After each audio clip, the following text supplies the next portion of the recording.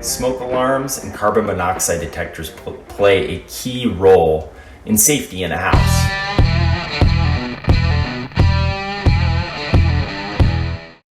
I know they're a pain in the butt. The battery goes off at 2 in the morning and you just want to fling it across the room.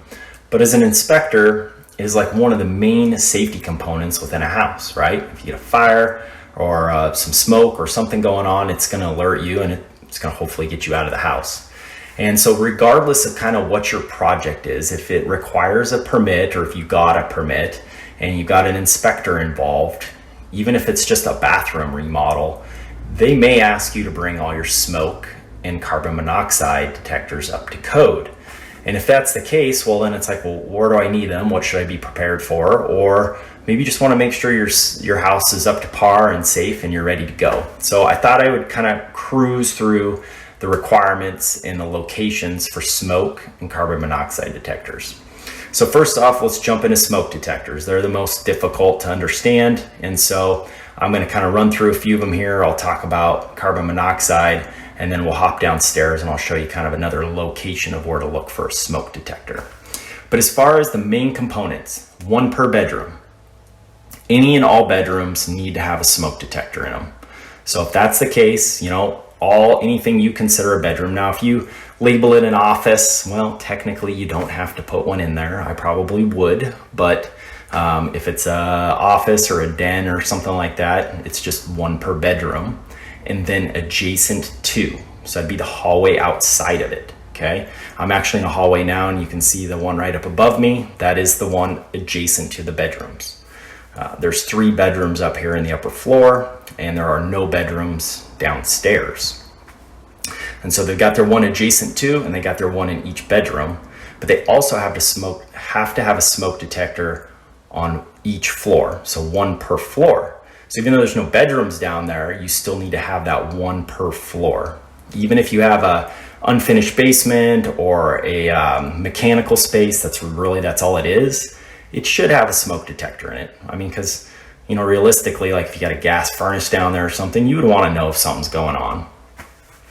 The other thing to think about too is connectivity. So new code requires, and like in this new house, if one goes, they all go. Meaning they're all wired together.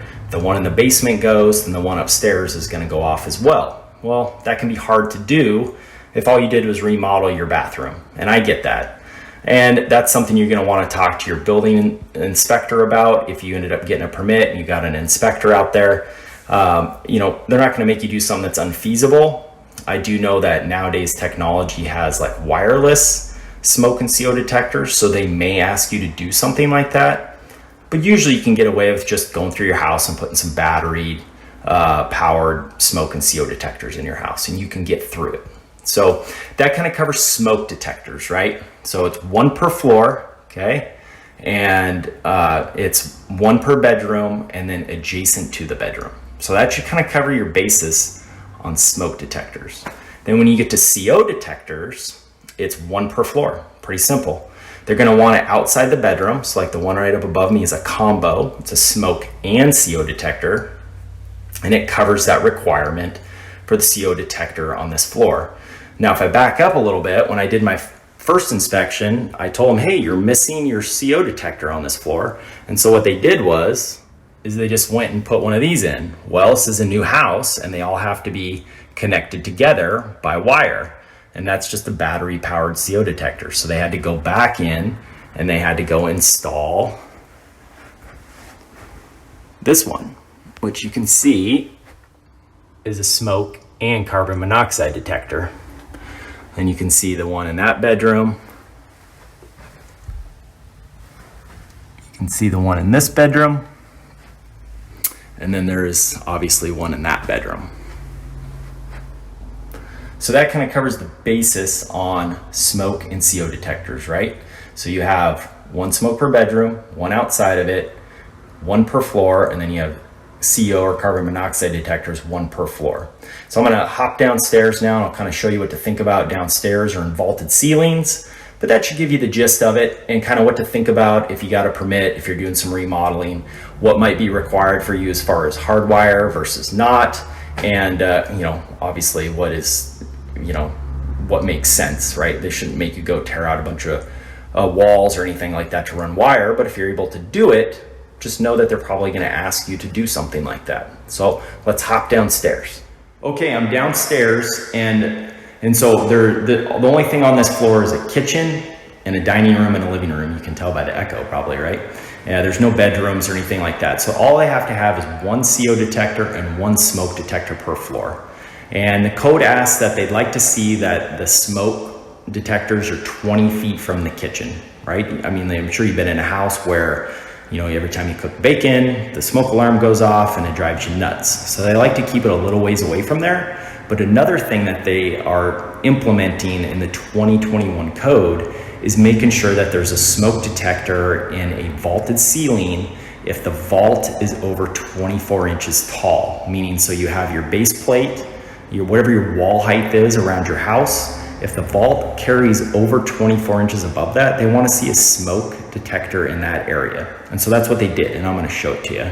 So here you can see the kitchen. This is the dining area. So there's no bedrooms, there's no adjacent to, but we do have this vaulted ceiling right here.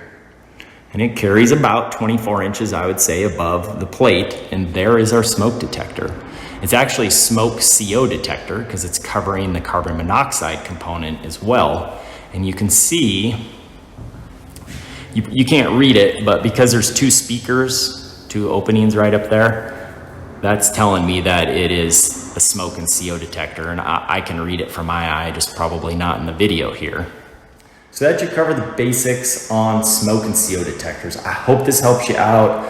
I hope if you got a project going on or you just want to make your house a little safer, that you can get that done with this video. Obviously hit the like button and subscribe for more. If you need anything, buildingcodetips.com. Got guides in there and you can reach out and ask questions if you need anything. The ultimate goal is to help out homeowners and DIYers get through their home projects and not get caught up in any of the little things that might have just gotten missed because you didn't know.